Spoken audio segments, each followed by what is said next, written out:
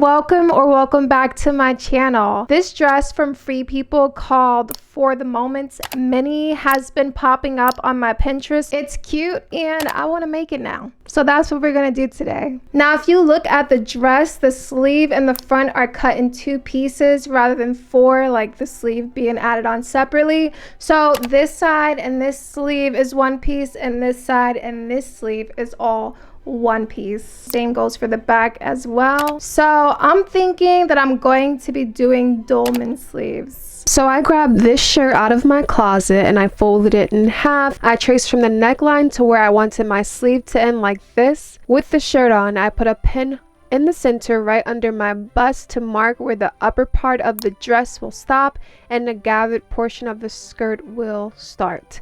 I also put a pin in the side seam to mark again where I wanted the top to end and the skirt to begin, and I marked those onto the paper. Then I drew a line from the length I wanted my sleeve to be to that side mark, curving out my armpit seam like this, and I drew a line from my neckline and shoulder point to that center mark. I connected the two bottom points with a curved line like this. Then we have this gathering detail along the neckband, which is sewn on separately. I'm going to be doing some slashing and spreading to try to recreate that gathered look right along the neckband. So I'm going to cut out the width of my elastic from my front piece. So I marked the width of my elastic onto this front piece and I added back a 1/4 inch allowance and cut those out. I'm going to put this piece aside and save it for later and trace some lines across the front pattern piece I just made.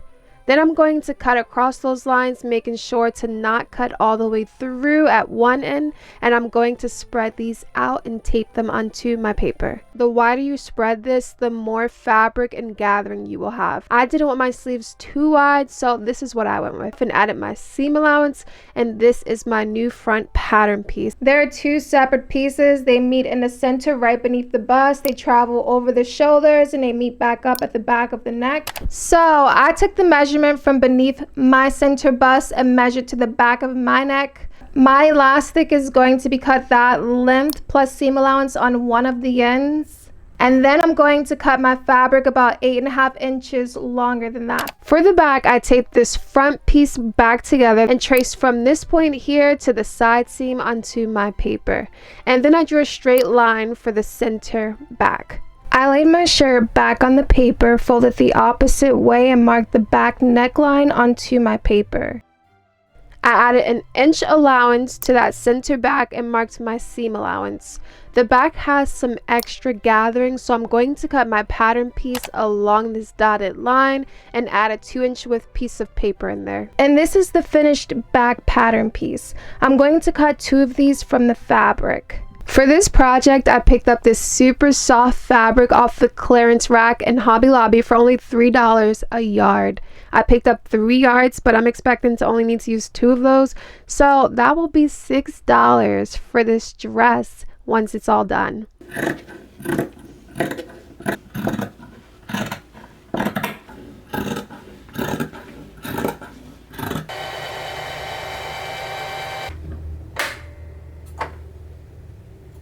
The center back edge I added that extra inch to. I pressed in 1/2 inch and then again another 1/2 inch.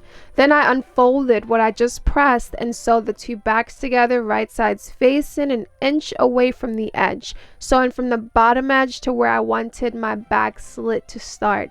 And this is how much I decided to leave open. Those 2 folds I pressed in earlier, I'm going to fold back into place, pin, and top stitch these in place.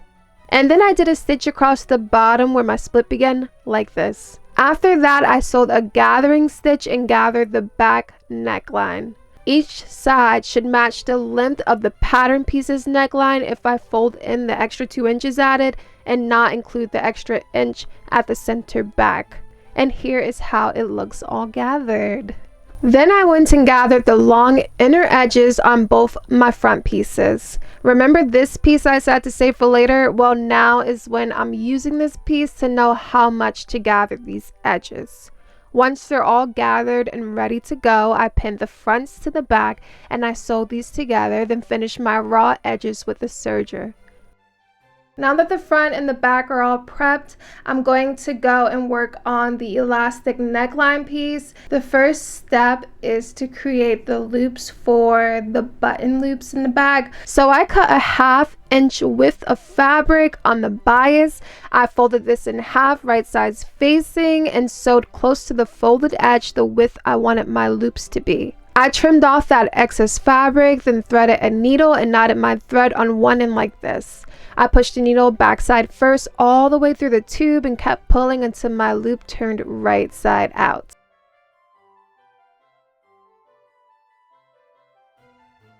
I pressed in one short edge of the fabric I cut for the neckband, trimmed my loops to size, and pinned them on like this. Then I folded my fabric in half over the loops and stitched that in place, sewing along that indentation created from pressing in that seam allowance. With my loops added, I added my elastic in here and stitched across the top first like this. Then stitched along the seam allowance, sandwiching the elastic. I wasn't sure if I wanted my fabric this long yet, so I didn't stitch the other end of my elastic in place yet, but I did add a safety pin to the other end so that after I finished sewing the fabric in half, I could pull the elastic all the way through. As I was pulling my elastic through, I decided that this length of fabric was best for the look I was going for.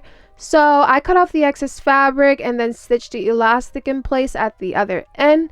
And I did 3 rows of top stitching along this piece while stretching it. And here is the finished piece. For the other side, I did all the same steps minus adding the loops, and I sewed on these super cute flower buttons I've been wanting to use for a while now.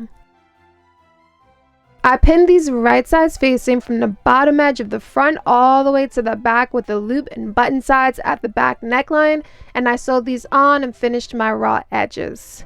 I'd say I'm pretty on track with this project right now. All I need to do to finish the top portion of this dress is add the elastic in the sleeves, and I double folded my sleeves raw edge, making sure it would be wide enough for my 1/4 inch width elastic. I stitched that in place, leaving an opening, and cut my elastic to be a bit loose around where my sleeves hem would fall, and I fed my elastic in there. I stitched the ends of my elastic together and stretched that into the fabric and sewed the opening closed. Now it's time to work on the skirt portion of this dress. To get this curved top edge on my skirt, I'm going to trace the curved edge of my front pattern piece onto my paper. Then I traced down from each end of that curve the length I wanted my skirt to be. I added seam allowance to this side and cut this out. Now I'm going to slash and spread just one more time and cut on these lines and spread them, tape them, and trace my new pattern piece. I actually should have spread these a little less, and you'll see why later. But I want my front skirt to be cut in 3 pieces, so I added a line here where my seam will go, and I'm going to cut 2 of these side pieces and 1 of these middle pieces out on the fold, and make sure to add seam allowance to these sides.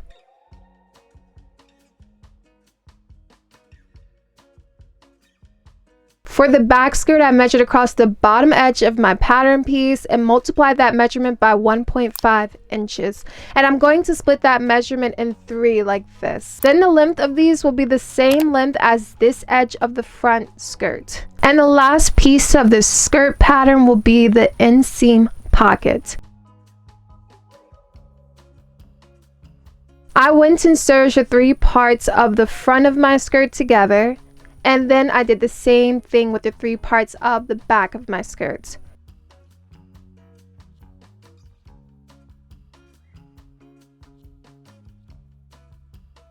I pressed my seams and then pinned on my pocket pieces 6 inches down from the top edge like this on the front skirt and on the back skirt as well. And I attached those with the serger.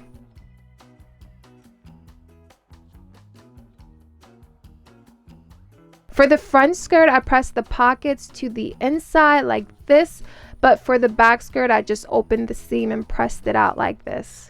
I went and top stitched the pockets on the back skirt, but for the front, I stitched a box out like this, but I realized I should have actually waited to do this side stitches after attaching the front skirt to the back skirt, and I had to seam rip those sides. I sewed the front skirt to the back skirt right sides facing, finished my raw edges, and then with the seams facing toward the front skirt, I stitched those side stitches along the top and bottom opening of my pocket like this.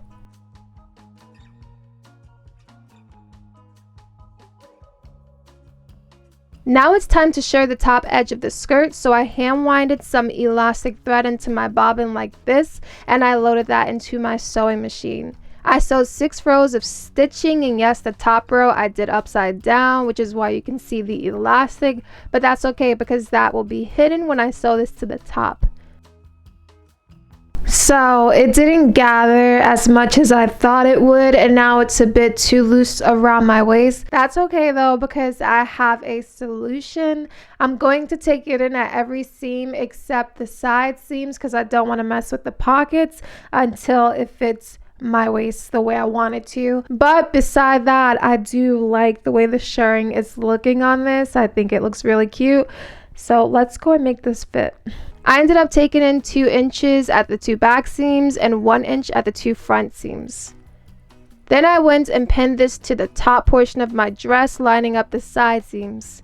At the back, between the center back and the seams directly after the center back, I gathered my fabric on the top to fit into that area like this, and then I sewed these together and finished my raw edges.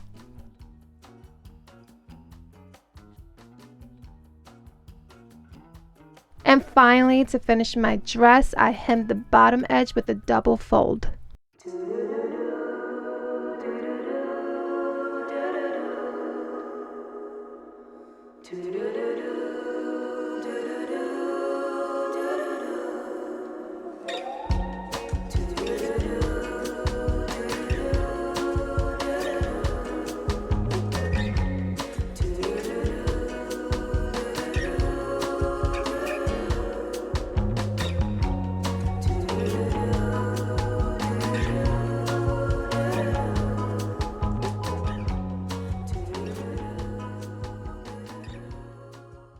As you saw, I did go and add a hook and eye right here. I wouldn't feel comfortable with this dress split all the way down to here.